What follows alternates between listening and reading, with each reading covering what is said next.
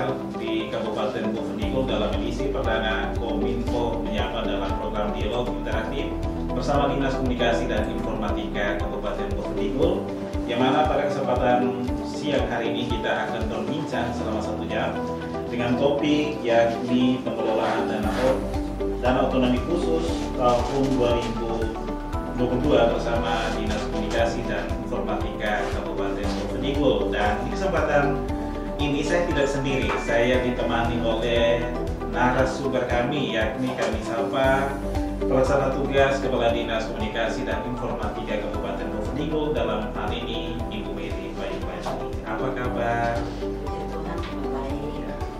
Di samping Ibu Mary juga ada Kepala Bidang Persendirian Pak Alfons, apa kabar?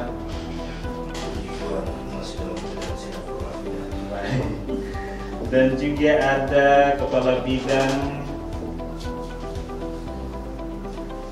E-Government, yakni Bapak Stefanus. Apa kabar?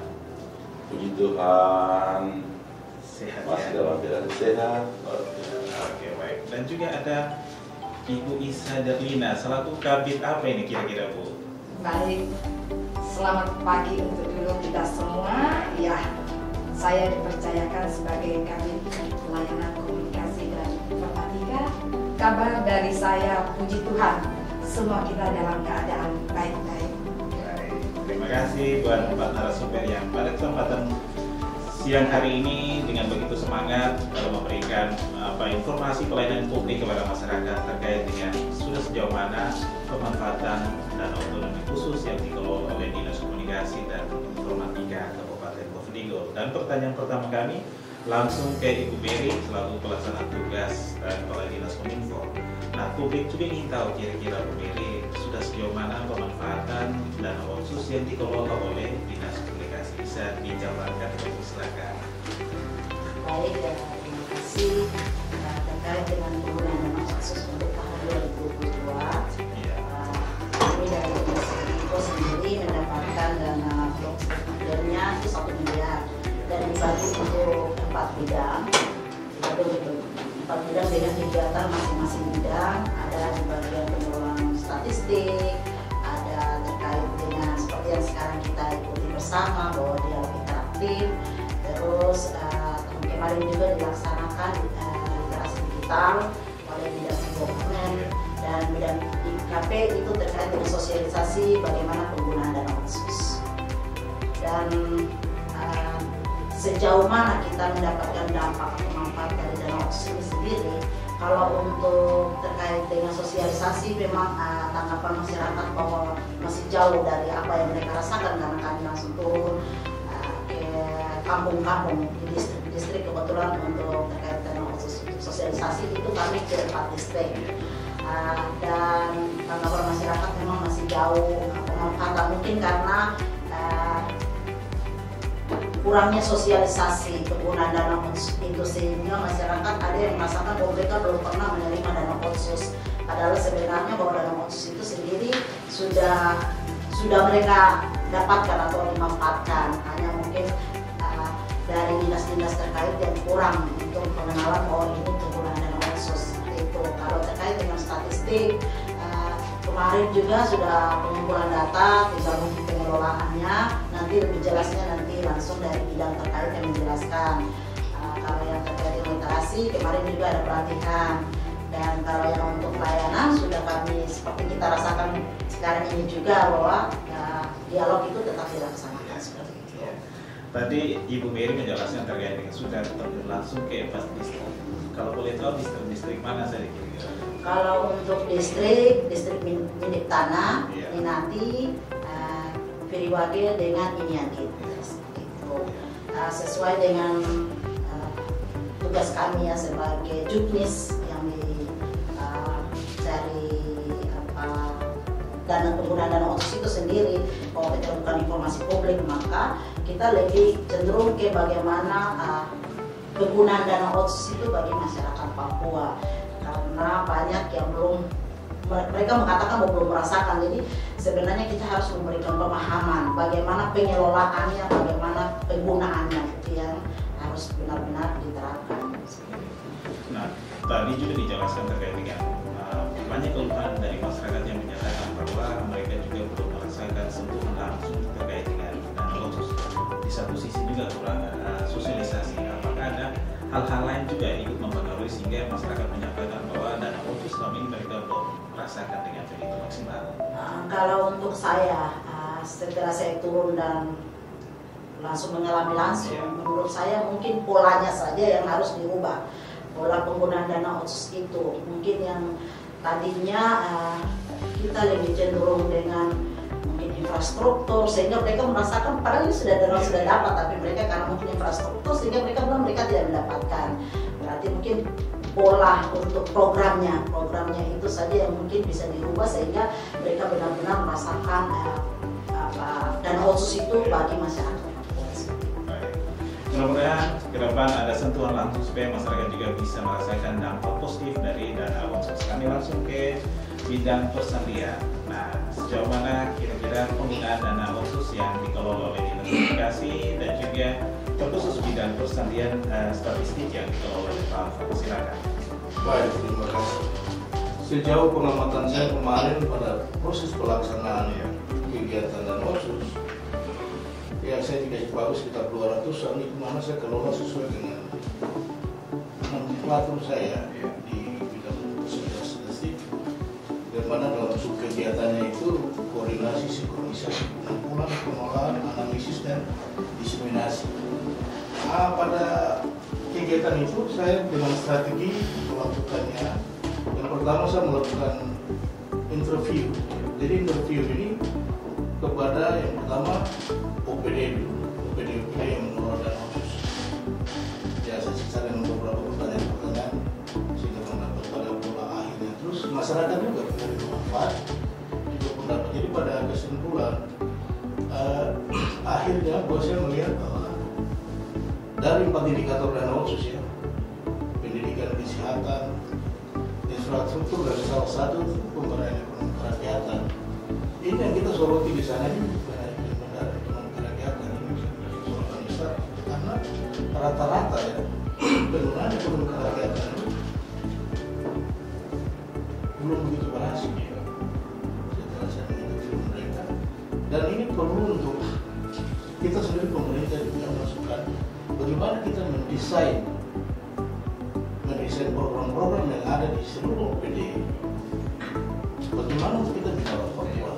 Itu kita harus desain dalam, kalau saya usulan saya itu Pokja.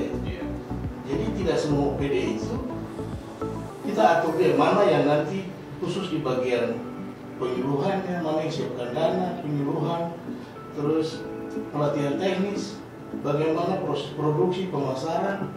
Nah itu dibuat dalam suatu Pokja khusus dibagi dalam OPD-OPD yang ada terkait dengan musik. Kita bicara pemberdayaan orang asli Papua ini tidak segampang itu. Memang hal-hal yang perlu dipertimbangkan dalam pengembangan ekonomi kerakyatan orang Papua. Yang pertama, kondisi mereka sebagai orang perantau.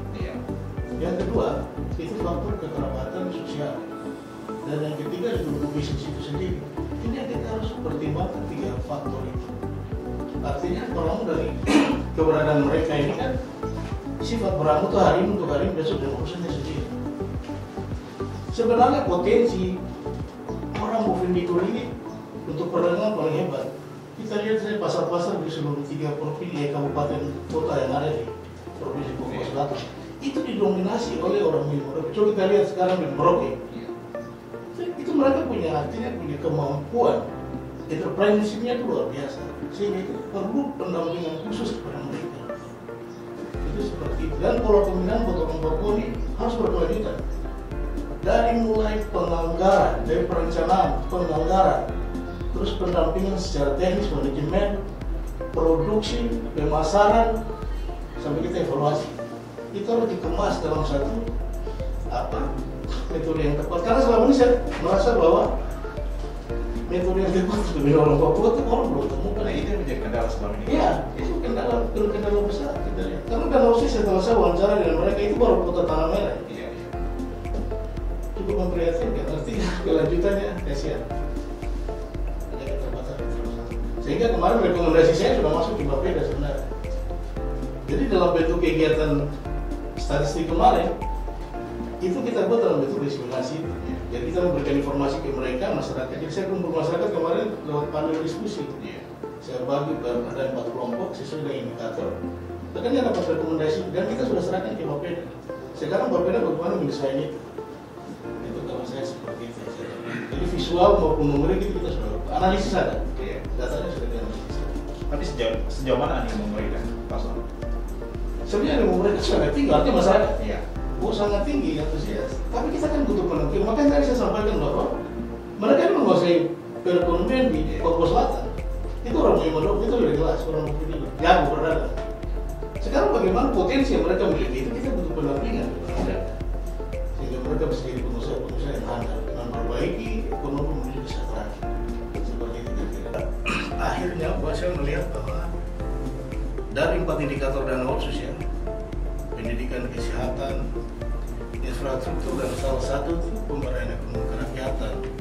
Ini yang kita soroti di sana, ini bukan pemberdayaan ekonomi kerakyatan, ini bisa mendapat sorotan besar karena rata-rata ya penggunaan ekonomi kerakyatan itu belum begitu berhasil. Setelah saya menginterview mereka, dan ini perlu untuk kita sendiri pemerintah juga masukkan bagaimana kita mendesain program-program yang ada di seluruh OPD. Bagaimana untuk kita bina orang Papua? Itu kita harus desain dalam, kalau saya usulan saya itu untuk Pokja ya. Jadi tidak semua OPD itu kita atur dia mana yang nanti khusus di bagian penyuluhannya, mana yang siapkan dana, penyuluhan, terus pelatihan teknis, bagaimana proses produksi, pemasaran. Nah itu dibikin dalam satu Pokja khusus dibagi dalam OPD-OPD yang ada terkait di dalam situ. Sehingga kita bicara pemberdayaan orang asli Papua ini tidak segampang itu. Itu mereka punya artinya punya kemampuan, entrepreneurship-nya itu luar biasa. Sehingga itu perlu pendampingan khusus kepada mereka. Karena dalam OSIS setelah saya wawancara dengan mereka itu baru kota Tanah Merah. Cukup memprihatinkan, artinya kelanjutannya kasihan. Saya kumpul masyarakat kemarin lewat panel diskusi. Saya bagi ada 4 kelompok sesuai dengan indikator. Makanya dapat rekomendasi dan kita sudah serahkan ke Bapeda. Analisis ada. Datanya sudah dianalisis. Tapi sejauh mana nih memberikan Pak Son? Sebenarnya yang mereka sangat tinggi, artinya masyarakat. Iya. Oh sangat tinggi antusias. Tapi kita kan butuh pendamping. Makanya tadi saya sampaikan bahwa mereka ini menguasai perekonomian di Papua Selatan. Itu orang yang menurut itu sudah jelas orang Papua ini jago berdagang. Sekarang bagaimana potensi yang mereka miliki itu kita butuh pendampingan kepada mereka. Sehingga mereka bisa jadi pengusaha-pengusaha yang handal, memperbaiki ekonomi menuju kesejahteraan. Seperti itu kira-kira. Seperti yang sudah disampaikan oleh Ibu PLT, dari bidang yang telah melaksanakan sosialisasi, khusus di bidang kami, merupakan pelayanan informasi publik. Otsus jilid pertama telah dilaksanakan mulai dari 2017 sampai dengan 2021. Dari pelaksanaan Otsus ini, sebenarnya masyarakat kita itu sudah ada yang tahu, ada juga yang belum, tapi sebenarnya mereka sudah merasakan juga. Artinya di sini Pak, dalam menginformasikan, mempublikasikan pelayanan atau pengelolaan Otsus yang sudah dilakukan itu kurang maksimal. Sehingga tadi yang telah disampaikan oleh Ibu PLT masih ada kendala ketika mereka melaksanakan sosialisasi. Jadi khusus untuk pelayanan Otsus 2022 yang kami lakukan, kami menggandeng OPD-OPD yang mengelola dana Otsus 2022 untuk bagaimana mereka mempublikasikan kegiatan yang mereka laksanakan.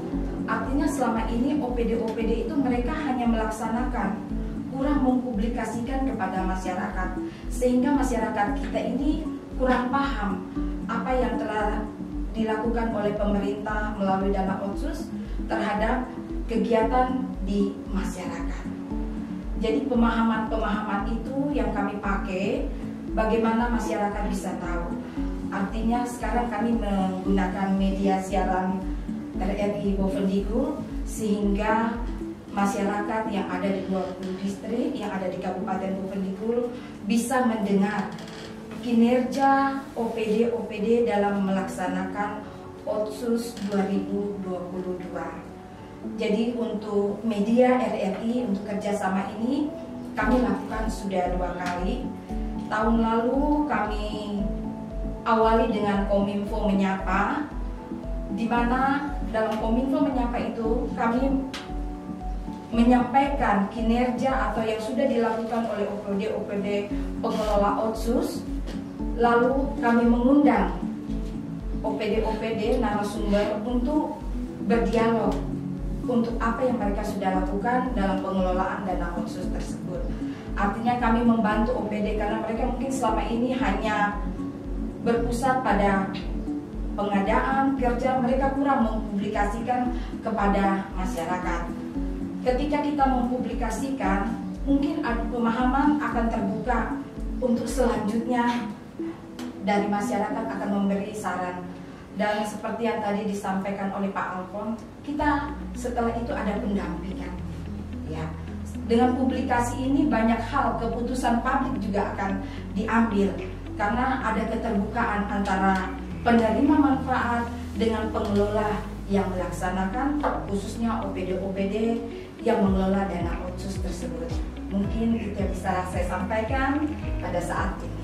Bisa, tadi seperti yang dijabarkan oleh Pak Sony juga bahwa kurang adanya pendampingan, padahal di satu sisi ini potensi orang asli Papua dalam berbagai aktivitas, khususnya dalam dunia usaha ini kan luar biasa. Terus ada langkah-langkah strategis apa yang harus dilakukan supaya bisa merubah pola pikir masyarakat dan paling kurang pemerintah daerah lebih peduli melihat keberadaan orang asli Papua untuk kita tingkatkan bersama. Baik. Kalau dalam kurangnya ada pendampingan itu kita kembali kepada OPD. Jadi jangan hanya memberi, ketika itu ada berkelanjutan. Jadi kita tuntaskan, artinya kan dalam penggunaan dana Otsus ini kita akan lokus pada satu tempat, setelah keberhasilan itu jadi, kita akan pindah ke tempat lain, itu tidak terjadi pengulangan. Artinya dari OPD tersebut mereka juga akan memperoleh data-data dari kampung atau masyarakat untuk melaksanakan kegiatan Otsus tersebut. Jadi saya kira mungkin dalam keterbukaan atau publikasi OPD yang akan melaksanakan itu mereka harus terjun langsung dulu ke lapangan untuk bisa ditargetkan atau diprogramkan ke tahun ke depan. Terima kasih, bisa kami langsung ke Pak Stes selaku Kabdi penyelenggaraan e-government. Sejauh mana penggunaan dana Otsus yang dikelola oleh bidang Anda? Kami di bidang itu untuk dana Otsus tahun 2022 nilainya sekitar 200 lebih sedikit.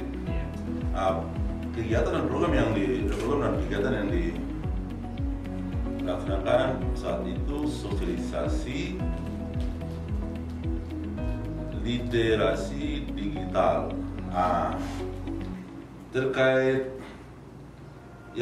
kalau kita bicara teknologi, kami di Bovendikbud ini sebenarnya terlambat dalam hal pengguna atau masyarakat khususnya yang terlambat. Jadi ketika literasi digital ini berarti kan peningkatan yang sudah di atas. Artinya berarti sudah mendunia begitu. Jadi teknologi yang memang yang wajib digunakan individu untuk melakukan hal-hal yang baik ekonomi apa semua. Jadi terkait Otsus kemarin memang kami bikin sosialisasi, kami datangkan narasumber dari Jepura. Kebetulan ada kelompok anak muda yang memang mereka terjun ke bisnis, mereka punya usaha dan memang sudah dipublis lewat secara teknologi literasi digital ini ya. Sudah dilaksanakan, memang kesannya sifatnya sosialisasi. Agak sedikit artinya kurang dukungan juga khusus untuk pemerintah dan Kominfo, karena kami di Bovendikbud ini saluran komunikasi itu khusus internet sudah terpasang. sampai di kampung-kampung.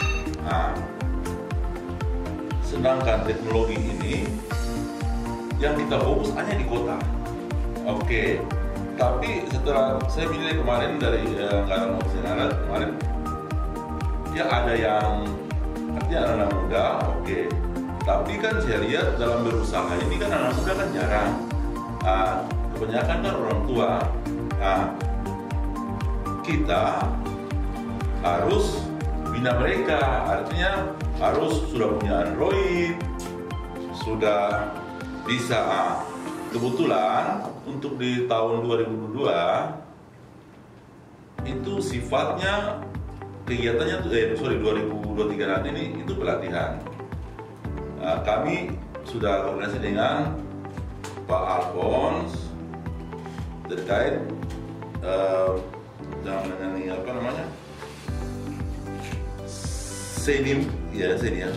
Seni, karena kan mereka sudah masuk di dunia digitalisasi terkait usaha-usaha, kan ada kelompok-kelompok yang sudah dibentuk, sudah ada itu, seperti mereka sudah terdaftar di Shopee ya, Shopee apa. Rencana untuk tahun 2023 ini kami akan kerjasama dengan Pak Alphonse, mereka di Dewan Kesenian. Kelompok-kelompok itu yang kita ya namanya pelatihan, berarti ya kita harus buat mereka sudah harus bisa menggunakan gitu. Artinya mereka bisa digitalisasikan usaha-usaha mereka, misalnya apa Noken itu diangkat. Terus memang kita harus juga khusus ke Pendopo. Ketika kita upload, kita menggunakan digitalisasi, orang luar sudah bisa melihat dan sudah bisa tertanggan. Jadi memang kemarin sosialisasi dan memang banyak yang ikut. Sempat mereka juga datang ke kantor untuk tanya kelanjutannya. Makanya tahun 2023 ini kami harus buat pelatihan dan mencari memang kelompok yang sudah ada dan sudah terlibat di literasi digital ini ya. Artinya mereka punya usaha-usaha sudah diupload itu yang kita lebih fokus untuk lebih mempertajam lah supaya artinya ekonominya bisa berkembang. Baik, terima kasih juga buat Pak Joni yang sudah bergabung, yang sudah bertanya terkait dengan sejauh ini sebagian besar masyarakat belum tahu persis apa manfaat dan sasaran daripada dana otsus tersebut. Bagaimana tanggapan Bu Mary terkait dengan apa yang disampaikan oleh masyarakat itu? Baik, saya sapa dengan Bapak Joni di Bidit Bapak Joni di Bidit Tanah, salam. Dari pertanyaan yang saya simak di sini Bapak katakan bahwa masyarakat banyak yang belum tahu bagaimana penggunaan dana otsus, dan kalau bisa dinas-dinas terkait yang pengen lola dana otsus itu mungkin bisa lebih banyak sosialisasinya bahwa dengan terkait dengan penggunaan dana otsus itu. Nah, Pak Joni, salah satu program yang kami dari Dinas Kominfo lakukan yaitu seperti yang sekarang kita sama-sama duduk dan dialog. Maka nanti ini kami dari Dinas Kominfo yang pembukaannya untuk dialog interaktifnya nanti beberapa minggu ke depan nanti diatur jadwal untuk dialog bagi dinas-dinas terkait, sehingga seperti yang tadi Pak John katakan bahwa harus dinas-dinas itu lebih terbuka dan jujur katakan terkait dengan penggunaan dana otsus itu, maka akan disampaikan lewat dialog interaktif ini. Juga mungkin nanti coba kami masukkan untuk terkait dengan bagaimana sosialisasi itu harus lebih ditingkatkan lagi kepada masyarakat, sehingga yang tadinya masyarakat tidak tahu bagaimana itu dana otsus, penggunaan dari program-program setiap dinas, mungkin mereka lebih bisa mengenal bahwa ini benar-benar dana otsus. Seperti yang tadi Pak John katakan. Ya itu sudah ya yang dijawab oleh Bu Mary terkait dengan pertanyaan yang disampaikan oleh Bapak Joni. Ini sehubungan juga yang dijelaskan oleh Pak Alphonse juga tadi bahwa minimnya pendampingan imbasnya masyarakat menyatakan bahwa mereka belum mendapat manfaat daripada dana otsus tersebut. Bagaimana tanggapan Pak Son? Justru mereka mengadvokasi supaya penganggaran di Kominfo ini khusus untuk publikasi dokumentasi itu sangat perlu sekali, sehingga porsinya itu mungkin bisa dipertimbangkan oleh bagian perencanaan untuk memberikan porsi. Karena fakta di lapangan masyarakat informasinya minim kan ya, sehingga itu kita punya strategi untuk melakukan itu. Jadi macam saya diseminasi itu strategi bagian dari publikasi juga. Di mana saya mengumpul masa. Jadi bukan evaluasi, jangan dari Bapeda merasa kita evaluasi, bukan. Itu bagian dari strategi kita dalam mempublikasi itu. Jadi kita panggil masyarakat, kita kumpul, kita memberikan penjelasan. Setelah mereka paham, mereka dia komunikasi dua arah ke kita, sehingga kita bisa jelaskan itu lebih terperinci. Menjadi input ya, ya. Sampai nanti ke instansi terkait lagi. Iya, seperti itu. Pak John, itulah tadi sebuah jawaban yang disampaikan oleh Pak Alphonse menambah yang sudah dijabarkan oleh Bu Mary tadi terkait dengan banyak masyarakat yang menyatakan bahwa ketika dana otsus ini dikucurkan oleh pemerintah, khususnya ada di Papua, sebagian besar masyarakat belum merasakan manfaat daripada dana otsus tersebut. Dan sebelum kita lanjut berbincang bersama keempat narasumber ini, kami ajak Anda untuk mengikuti pesan-pesan berikut ini. Bersama kami Radio Republik Indonesia Bohundikul dalam dialog interaktif dengan topik pengelolaan dana otsus tahun 2022 yang dikelola oleh Dinas Komunikasi dan Informatika Kabupaten Bohundikul. Dan tadi seperti yang dijabarkan oleh Pak John yang ada di kawasan Titik Tanah dan sekitarnya, bahwa kita masyarakat Bohundikul ini banyak belum merasakan sentuhan langsung dari dana otsus tersebut. Kalau menurut Bu Isa seperti apa? Apakah bisa dijawab ini terkait dengan keterbukaan informasi publik kepada masyarakat ini? Silakan. Baik, terima kasih. Ya, Pak Joni di Minti Tanah, salam sehat. Saya mencoba menjawab dari tupoksi atau bidang pelayanan kami. Pak Joni, sebenarnya kami dari Dinas Kominfo itu mempunyai strategi seperti yang disampaikan oleh Pak Alphonse, bagaimana kami mempublikasikan semua kegiatan-kegiatan otsus yang telah dilaksanakan oleh pemerintah. Tetapi dalam mempublikasikan itu kami juga tidak bisa jalan sendiri. Ada beberapa elemen-elemen yang harus mendukung.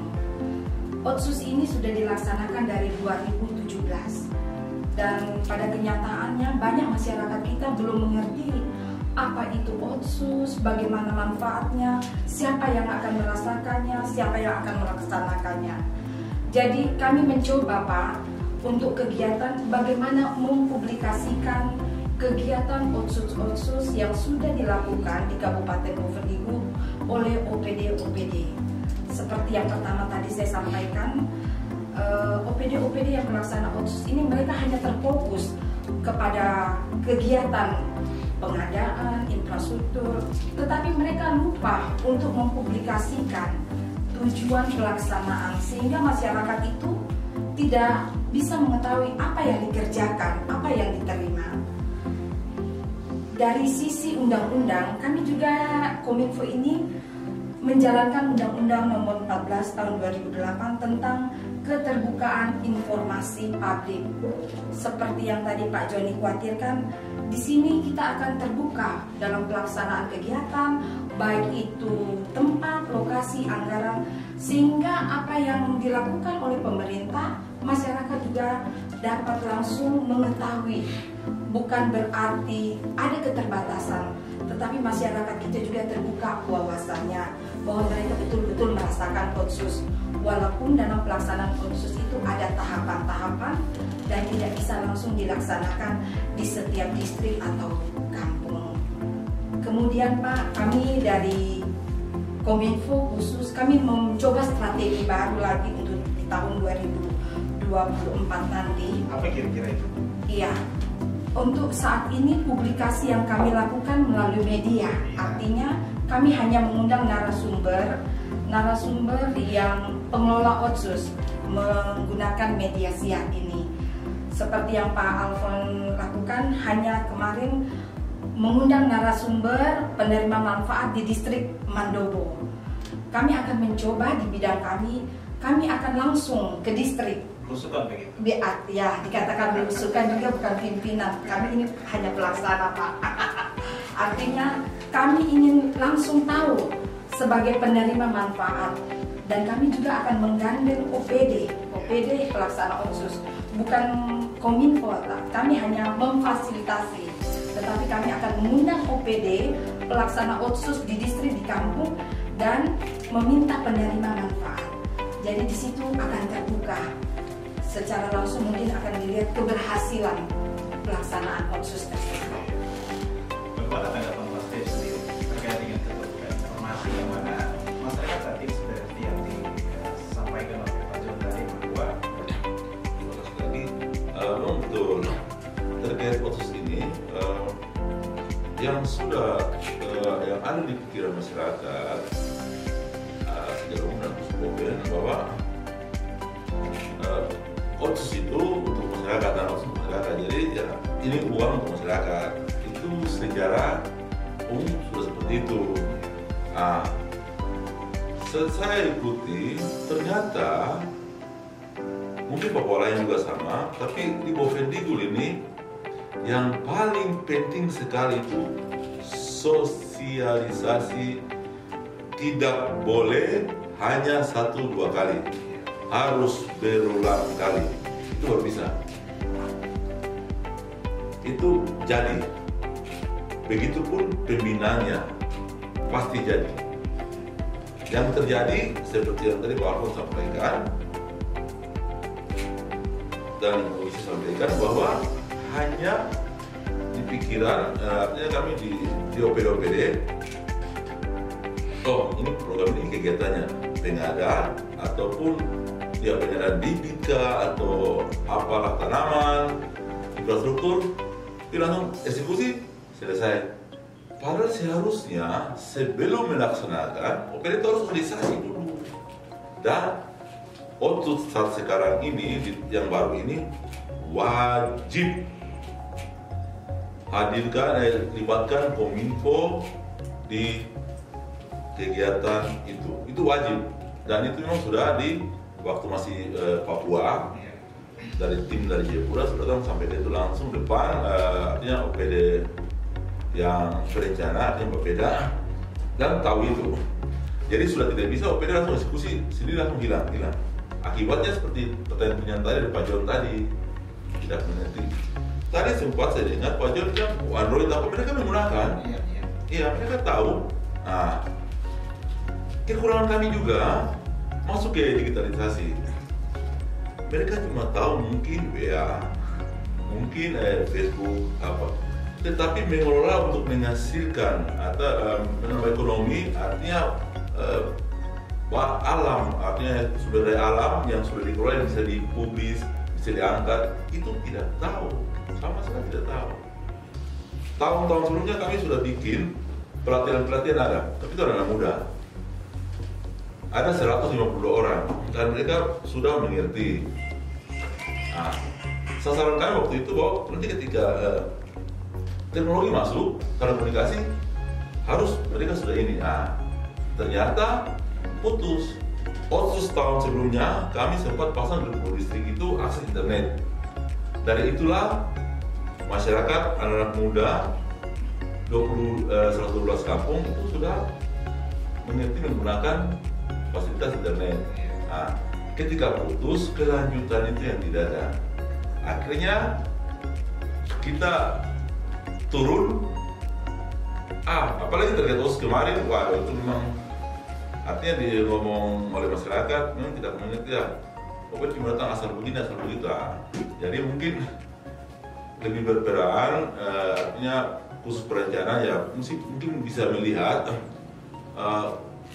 terkait keterbukaan publik ke Kominfo sehingga betul masyarakat paham, karena yang akan turun selalu ke masyarakat pasti Kominfo karena sesuai tusinya toh. Nah, jadi banyak strategi yang dimiliki oleh Kominfo, kita bilang itu pasti ada, tergantung bagaimana pemerintah ini Badan Perencanaan bisa melihat itu dan terus kita diskusi sehingga perlahan ke depan masyarakat boleh paham dan akhirnya bisa berjalan dengan baik. Pendengar yang ada di luar studio, Anda juga bisa bertanya ke 0811498866 ataupun juga bisa mengirim pesan melalui 0811498822. Baik, terima kasih. Terkait dengan bagaimana seperti tadi dikatakan bahwa masyarakat masih kurangnya untuk pemakaian Android. Tahun ini kalau tidak salah dari bidang Ego ada pelatihan terkait dengan literasi digital untuk UMKM. Nah mungkin di situ kan nanti kerjasama dengan Dewan Kesenian untuk pelatihan. Kami sebenarnya bisa untuk Dinas Kominfo sendiri itu terkait dengan pelatihan-pelatihan literasi digital. Namun di sini kami sangat kekurangan dengan anggaran. Sehingga program-program yang harusnya bisa bermanfaat untuk masyarakat yang dari Dinas Kominfo lakukan, kita punya kendala sehingga untuk saat ini yang kami masih bisa lakukan itu melalui dana otsus yang bisa membackup kami karena untuk terkait dana saja untuk Dinas Kominfo itu untuk terkait bidang-bidang itu sangat kecil. Sehingga untuk menunjang kinerja bidang itu saja kita sudah tidak bisa untuk melakukan kegiatan apalagi untuk pelayanan masyarakat. Sehingga saya berharap bahwa mungkin kami ini kan leading sektor. Jadi kalau bisa tolong diperhatikan, bisa ditingkatkan anggarannya sehingga untuk pelayanan publik untuk masyarakat itu bisa kami utamakan. Contohnya seperti tadi dikatakan bahwa masih kurangnya minim terkait dengan penggunaan HP atau HP Android. Karena begini, sebenarnya masyarakat di kampung itu, contohnya seperti kemarin kami di Mawan ya, ada kegiatan terkait dengan bagaimana pembinaan pengembangan kelompok informasi. Saya rubah pola yang tadinya hanya kita membuat pelatihan setelah itu kita pulang, tapi saya rubah dengan langsung praktek lapangan. Sehingga pada saat mereka setelah memberikan materi, langsung kami buatkan pondok taman informasi. Dan di taman informasi itu bagaimana mereka mengelolanya, itu langsung kami memberikan materi dan pendampingan. Sehingga dia berkelanjutan, dia tidak stop sampai di situ. Nah, disitulah kami mengajarkan bagaimana penggunaan Android marketing, penjualan online. Sehingga masyarakat mungkin bisa menjual hasil-hasil potensi yang ada di kampung mereka untuk mendukung PHD mereka di kampung, juga untuk kebutuhan sehari-hari mereka seperti itu. Sehingga mungkin saya bicara kalau terkait dengan pelatihan kami bisa melakukannya, namun kami kekurangan dari anggaran seperti itu. Sekali lagi untuk memajukan masyarakat ini seperti yang dijabarkan oleh Kakak Sofi juga tadi bahwa masyarakat Papua khususnya kita memiliki potensi, namun di satu sisi ya kembali ke SDM ya, dan juga masalah anggaran. Bagaimana Kakak Sofi melihat hal ini? Mendukung apa yang disebutkan ke Ibu, memang itu sudah kembali ke anggaran itu yang kita laksanakan. Sebab semua program kegiatan kita laksanakan kalau dukungan anggaran atau dokumentasi itu tidak minim sekali. Sehingga butuh informasi ke masyarakat juga di dalam hal transformasi digital ini itu sangat perlu. Khusus juga di bidang saya persandian itu untuk itu juga.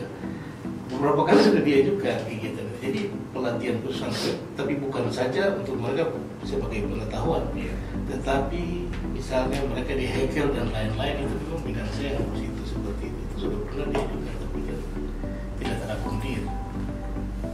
Jadi sasaran saya juga salah satu nanti untuk di distrik Mandoro yang mulai di sini ya, terutama penggunaan yang cukup banyak masyarakat. Jangan kita salah gunakan itu juga sebenarnya, tetapi lebih ke arah lebih positif, bagaimana untuk mengembangkan mereka ke depan, terutama sisi pemberdayaan ekonomi. Kalau saya singgung kemarin sebenarnya kelompok-kelompok yang terlepas dari ini ya, tetapi Tapi ada bagian tertentu dari kami dari Dewan Kesenian, kebetulan saya sekretaris itu saya sudah desain juga. Jadi sinergi tetap dengan Kominfo kita lakukan, selalu kita lakukan. Jadi lalu juga karena waktu belum ada Dewan Kesenian, gedung kita di Kominfo sini. Jadi sinergi transformasi digital itu kita lakukan di sini. Jadi mereka pasar digital, pasar online itu sudah kita lakukan. Hanya itu butuh dukungan semua atau pendampingan. Kebetulan mungkin tahun depan pasti punya kegiatan seperti ini, saya bersyukur malah lebih bagus. Jadi itu kelompok-kelompok itu sudah ada. Secara perizinan apa semua sudah bentuk. Sanggar ya, tapi saya tingkatkan mereka tahun ini lagi mereka harus sudah punya izin SIP atau surat izin berusaha. Sehingga ini kan jadi kelompok minoritas ini, mayoritas ini semuanya orang Papua, tidak ada orang lain. Sayang kalau tidak dilihat. Ini potensi yang sebenarnya butuh pendampingan yang serius sebenarnya, yang serius. Karena potensi sudah ada. Sebenarnya saya jabarkan ini mereka pedagang handal dari nenek moyangnya sudah seperti itu. Dan itu talenta dan Al-Quran yang Tuhan berikan. Kalau kita tidak sinergi dengan mereka menuju kesempurnaan, ini kan kita yang berdosa sebenarnya. Seperti itu kira-kira. Apa yang menjadi kendala sehingga kok keberadaan kita punya masyarakat itu saudara-saudara masyarakat orang asli Papua itu padahal sebetulnya punya potensi luar biasa. Tapi kok kenapa sampai kita kok belum melirik mereka belum terlalu maksimal dari kacamata atau pandangan Kang seperti apa? Saya tidak tahu selama ini yang Bapak-Bapak yang tangani khususnya tentang pemberdayaan ekonomi kerakyatan, strategi-strategi yang mereka lakukan ini seperti apa. Saya memang punya riset itu, karena itu saya menulis itu dalam skripsi saya. Sehingga saya dapat 3 akar masalah itu. Memang hal-hal yang perlu dipertimbangkan dalam membangun entrepreneurship orang Papua. Itu pramu, terus yang tadi saya bilang kekerabatan sosial dan masalah ekonomi bisnis. Ini yang memang faktor juga dipertimbangkan. Tetapi saya lihat di era transformasi ini mereka sudah luar biasa. Jadi pendampingan itu perlu sekali pemerintah, harus. Itu wajib sebenarnya. Itu wajib harus dilakukan. Kalau saya lihat saya sekarang kan kita bisa lihat macam Dewan Kesenian itu kan pasti bukan berbeda. Betul. Ini kan potensi. Coba tinggal sinergi dengan opini terkait. Bikin program yang baik. Ini saya sudah bentuk mereka di dalam situ.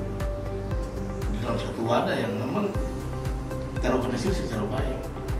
Hanya kan kita sebagai macam Dewan Kesenian kan juga terbatas tuh dari sisi anggaran. Kita kan dapat hibah. Tapi itu kan satu kelompok mayoritas orang Papua. Itu yang mungkin perlu mendapat perhatian khusus seperti itu. Kata orang asli Papua untuk bisa berdikari lebih mandiri. Bagaimana Ibu Isa melihat sebuah pelayanan publik, keterbukaan informasi supaya Soal potensi SDM, kalau kita lihat sebenarnya itu sudah ada. Yang tadi kita teman-teman dari Kominfo sudah menjelaskan bahwa mereka butuh pendampingan.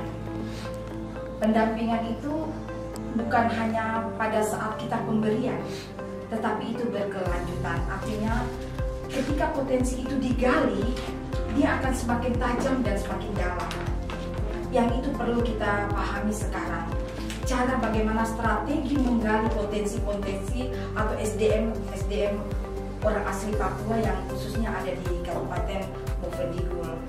Dan melalui publikasi inilah ketika kita mempublik, mereka juga harus bagaimana dapat informasi dari publikasi itu. Itu yang masih kurang. Dan kami terus dari sisi kami mencoba menggunakan strategi itu. Ketika kita mempublikasi, bagaimana mereka bisa tahu? Jadi potensi itu sudah ada, SDM itu sudah siap. Bagaimana OPD selanjutnya untuk menggunakan SDM itu yang sudah siap. Artinya mereka siap untuk dibimbing.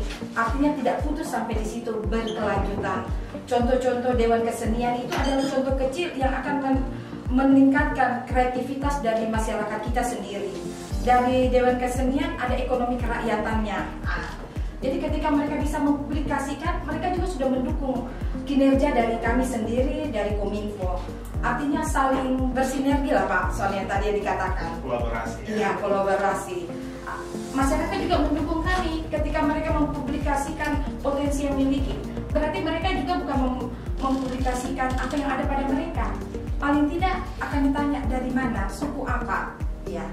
Itu salah satu publikasi yang secara tidak langsung mereka sudah lakukan. Betul.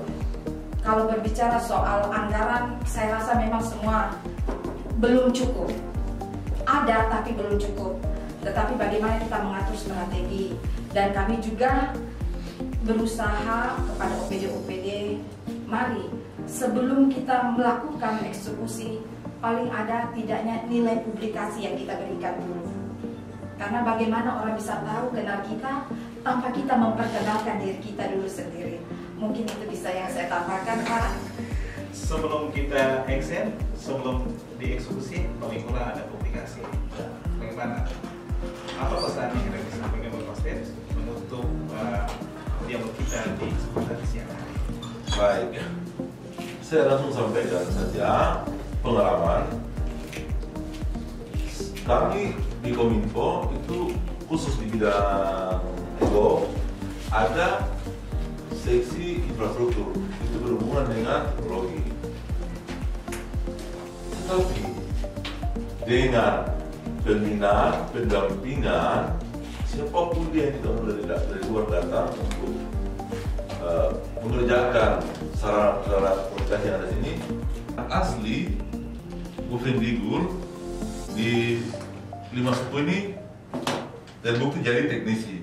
Berarti kalau kita banyak sosialisasi, banyak publikasi, pasti tidak bisa. Dan manusia di dunia itu sama. Baik, menurut saya akan mengatakan mengakhiri closing statement saya. Sekali lagi saya tekankan untuk pemberian dana otsus khusus dari 4 indikator: pendidikan, kesehatan, infrastruktur. Yang paling saya soroti adalah pemberdayaan ekonomi kerakyatan. Sehingga bagaimana kita mendesain satu model atau strategi bagaimana kita membina orang Papua. Saya tidak mengkritik, tapi saya memberikan masukan. Itu kita mulai dari perencanaan, penganggaran, pelatihan teknis, pelatihan manajemen, produksi, pemasaran, dan kita evaluasi. Itu di dalam satu paket terintegrasi dan pendampingan secara kontinu oleh seluruh OPD. Makanya kita akan buat, saya sarankan kepada OPD buat pokja khusus untuk kami mereka ke depan. Terima kasih. Baik, sesuai dengan tupoksi kami, yaitu membantu Bupati melaksanakan urusan pemerintah di bidang komunikasi informasi, persandian statistik, dan tugas pembantu yang diberikan, dan juga sesuai dengan Undang-Undang Nomor 14 Tahun 2008 tentang keterbukaan informasi publik. Maka saya berharap untuk dinas-dinas terkait yang pengguna dana otsus untuk bisa bekerja sama dengan Dinas Kominfo dalam mempublikasikan kegiatan-kegiatan yang berkaitan dengan dana otsus, sehingga masyarakat lebih tahu bahwa benar-benar dana otsus itu sudah dilaksanakan di Kabupaten Bukit ini dan benar-benar tepat sasaran seperti itu. Sehingga saya sangat mengharapkan sekali supaya pihak-pihak terkait yang pengguna dana otsus ini bisa bekerja sama dengan Dinas Kominfo bagaimana mempublikasikan kegiatan-kegiatan yang sudah dilaksanakan terkait dengan dana otsus. Pendengar, demikian perbincangan singkat kami dalam dialog interaktif dengan topik pengelolaan dana otonomi khusus tahun 2023 yang dikelola oleh Dinas Komunikasi dan Informatika Kabupaten Bufendigul. Mudah-mudahan dengan dialog interaktif ini ke depan bisa membuka hati dari setiap OPD yang lebih khususnya mereka pengguna dana otonomi khusus, supaya paling kurang ketika mereka menginput data di lapangan harus mereka menyampaikan kepada masyarakat, sehingga apa yang selalu dikeluhkan oleh masyarakat bahwa dana otsus belum mereka rasakan, pola pikir itu harus kita ubah, dan ke depan bukan hanya itu tapi bisa membangkitkan masyarakat untuk berdikari secara mandiri melalui dana otonomi khusus. Saya Thomas menyampaikan terima kasih atas perhatian Anda. Sampai jumpa di lain kesempatan.